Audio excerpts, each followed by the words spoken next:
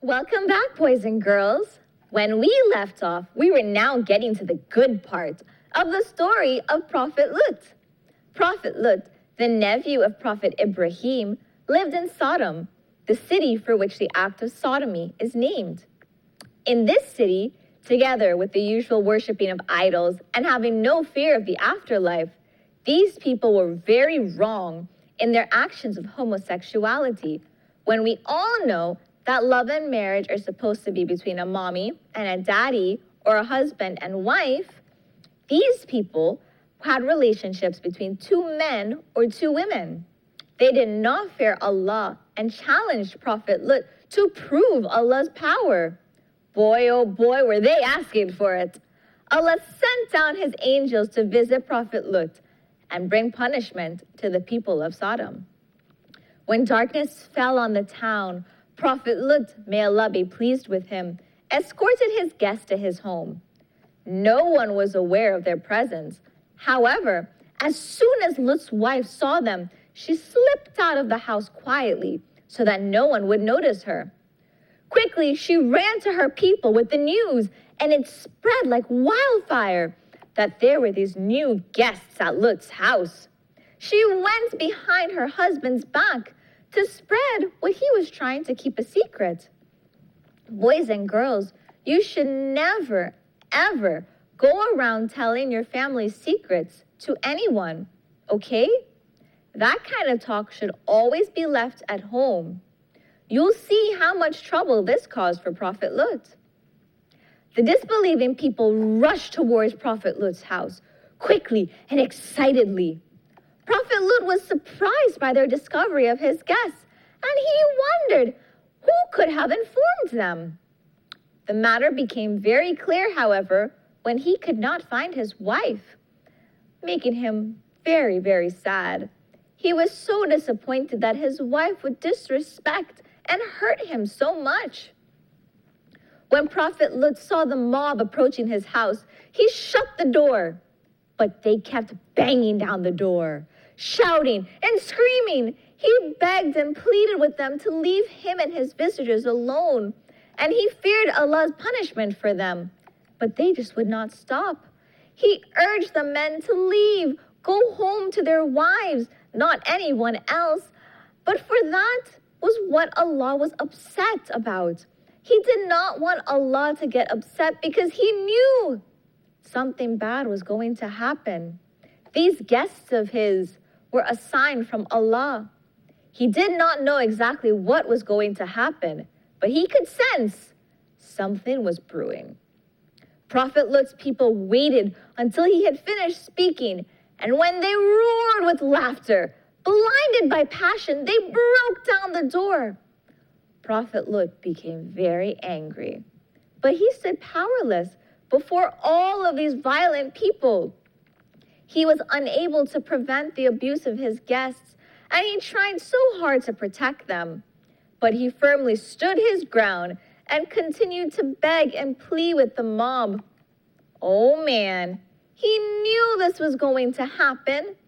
And at that terrible moment, he wished he had the power to push them away from his guests.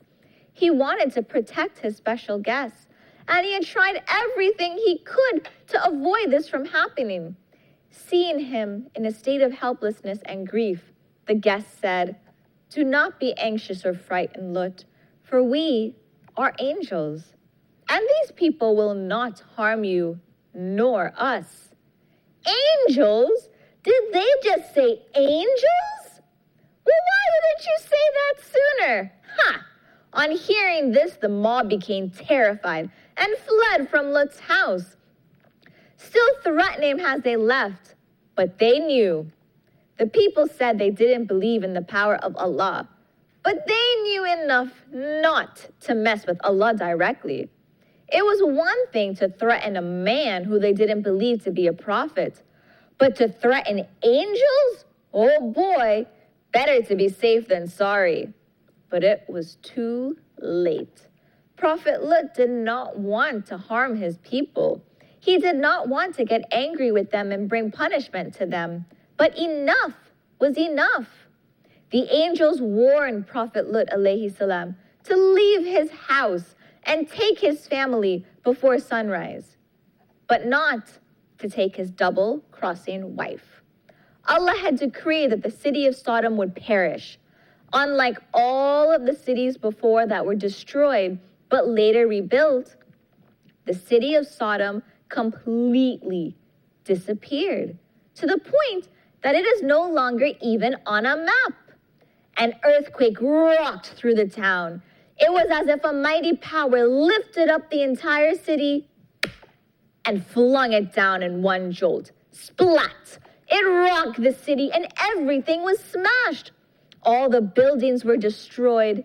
Even the mountains sunk deep, deep, deep into the ocean.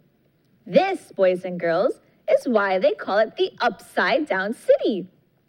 A storm of stones rained down on the city, beating down on the people, animals, and crops. Everyone and everything was destroyed, including Prophet Lut's wife. The people of Sodom suffered one of the worst punishments known to mankind. Now, the city lies somewhere deep down in the depths of the Dead Sea. The book was closed on the people of Prophet Lut alayhi salam. Their towns and their names have been erased from the face of this earth. They are now only a memory and a lesson for us all. Upon leaving his home that night, the angels came to visit. Prophet Lut proceeded towards the home of Prophet Ibrahim alayhi salam, his uncle. He visited him, and when he recounted the story of his people, he was surprised that Prophet Ibrahim alayhi salam already knew. So Prophet Lut continued to invite people to Allah, as did Prophet Ibrahim, and the two held firm in their mission. If there was one thing that we learned, is that these acts, boys and girls, that the city of Sodom practiced were some of the worst sins that people could do. They were not just worshiping idols, which is the biggest sin in Islam, but they were doing something that others before them did not do, and people that come after them should not do either. Can you imagine, boys and girls, the entire city lifting up, shaking, then being slammed down, upside down? Then on top of that, whatever was left was showered by heavy stones falling from the sky, beating down by the hundreds. Subhanallah, Allah's wrath is not something to be mocked or challenged. We need to believe in Allah's power and appreciate the mercies that He gives us. When Allah tells us what to do, it is for our own good. Their acts cause great social chaos and the spread of many diseases. There is always great danger in committing sins, and far too often we don't realize it until it's too late. Do not wait till it's too late to do good, boys and girls. Stay on the straight path. Remember what I said before, that our parents and teachers and imams are like the gatekeepers on this straight path? We may not have Prophet Ibrahim or Prophet Lut standing in front of us to remind us of what to do, but we have the Quran and the Hadiths, which give us all of the information that we need, all of the guidelines and rules right at our fingertips whenever we are ready to learn. I know you certainly must have a lot of questions about Prophet Lut, so let's see what you actually learned today. Please, talk to your parents if you have any questions or if you're confused about any part of this story or any of the other stories that we've shared. Remember, your mommy and daddy are very smart. Here's a few questions you can start the conversation with. First, who was Prophet Lut's uncle?